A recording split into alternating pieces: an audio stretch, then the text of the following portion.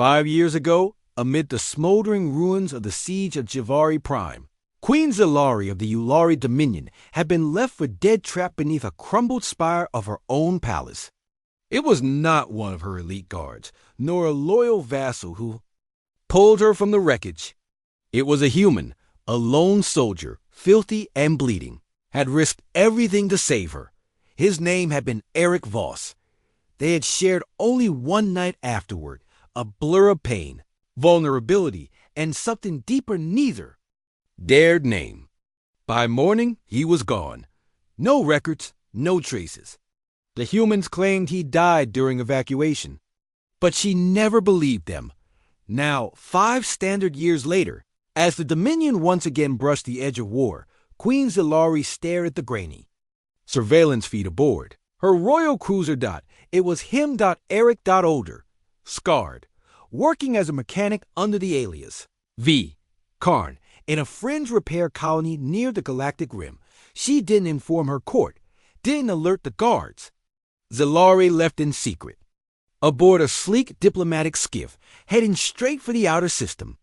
For the first time in years, her pulse raced not from politics or danger, but from hope.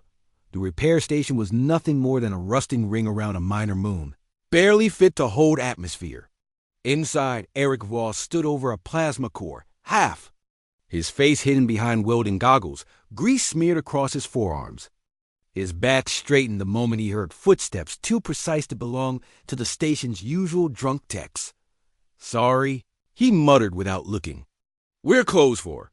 I thought I'd find you on a battlefield," came a voice he hadn't heard in half a decade, not hiding among broken engines. He froze. That voice, regal, calm, etched into his memory. Slowly, he turned. Zilari stood in a simple cloak. Her silver blue eyes focused solely on him, her violet crest. Of hair now grown longer, a queen still, but different, softer, wiser. He swallowed hard. "Didn't think you'd come looking. I told you I would." "You told me to stay alive. You did." He gave a humorless chuckle and looked away. Barely. They sat in silence in the old break room, the hum of reactors buzzing.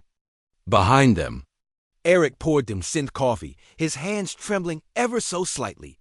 "I saw you die," she whispered. "I almost did," he replied. "Got stuck in an evac pod. Ship exploded, but I drifted. Spent 6 months in cryodrift until pirates found me. Wasn't much left of the man you knew. I knew a man who saved an enemy's life, who held a queen in his arms like she was." "Just a woman," Eric's voice dropped, and then ran. "You disappeared. I had to. Your people wouldn't accept us. Mine didn't care. I was a ghost, Zilari. If I stayed ... I'd drag you down." "You think I haven't been dragged down since?" she said, her voice sharp. "The first rebuilt a throne after the war. United 12 shattered systems. I faced assassination attempts, betrayal, but I never forgot you." Their eyes locked. For a moment, the walls of royalty, pain, exile, all of it vanished. "I wanted to come back," he said quietly. "Every damn year? But I thought you'd moved on." She shook her head slowly. "Ulari bond for life. We don't forget those who hold our hearts."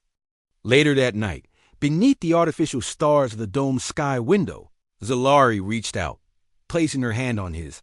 "Come with me," she said. "Now, back to Ulari Prime. I'm not the man you knew. I don't want the man from the palace ruins," she said firmly. "I want you. The one who carried me through hell, who held my hand through the night." He stared at her, the queen, the woman. Then softly he smiled. When the skiff returned to Ulari space, it did not carry just a queen. Beside her stood a human unmarked by rank, yet with eyes that spoke of old battles and older pain. The court was stunned. The nobles whispered . And when one dared to object, calling him a mere soldier, Zilari rose from her throne and silence. The chamber with 6 words: "He saved your queen and your future." That day, Eric Voss returned not as a ghost, but as legend, and humanity, once dismissed as the scattered children of Seoul, was finally offered a seat beside empires because one man had dared to love a queen and vanish.